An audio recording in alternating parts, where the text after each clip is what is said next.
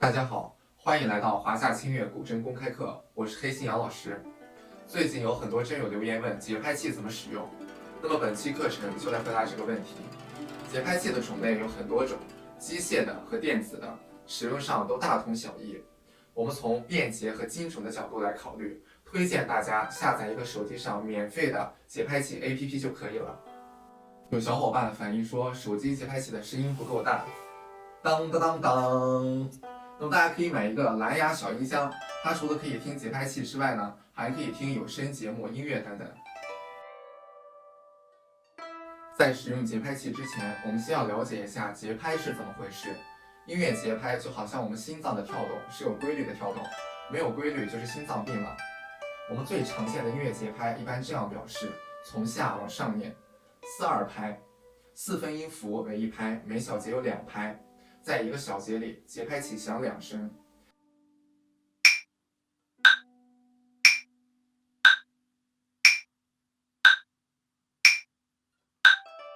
4/3拍，4分音符为1拍，每小节有3拍。在一个小节里，节拍器响3声。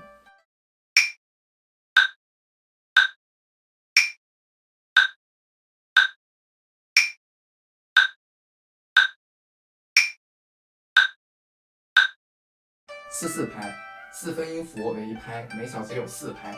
在一个小节里，节拍器响4声。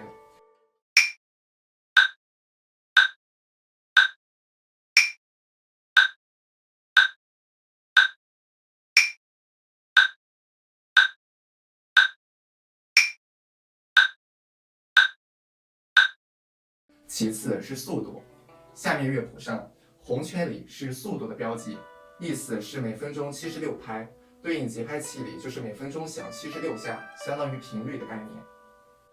建议初学者从最简单的乐谱开始练习，例如4分音符为1拍，每小节4拍，在节拍器上找到4/4拍，速度设定为60，跟着节拍器开始数1、2、3、4的唱谱弹奏，1、2、3，走，1、2、3、4，1、2、3、4，1、2、3、4。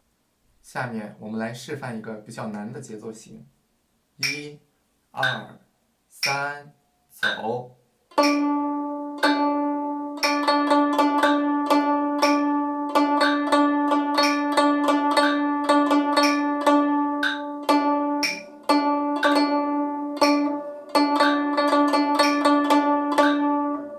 当适应了这个速度之后，我们再加快，比如90。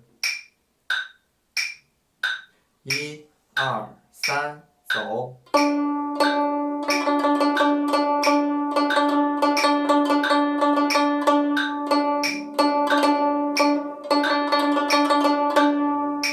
听完了以上的内容，还是跟跑节拍器完全没有关系，这是很正常的事情。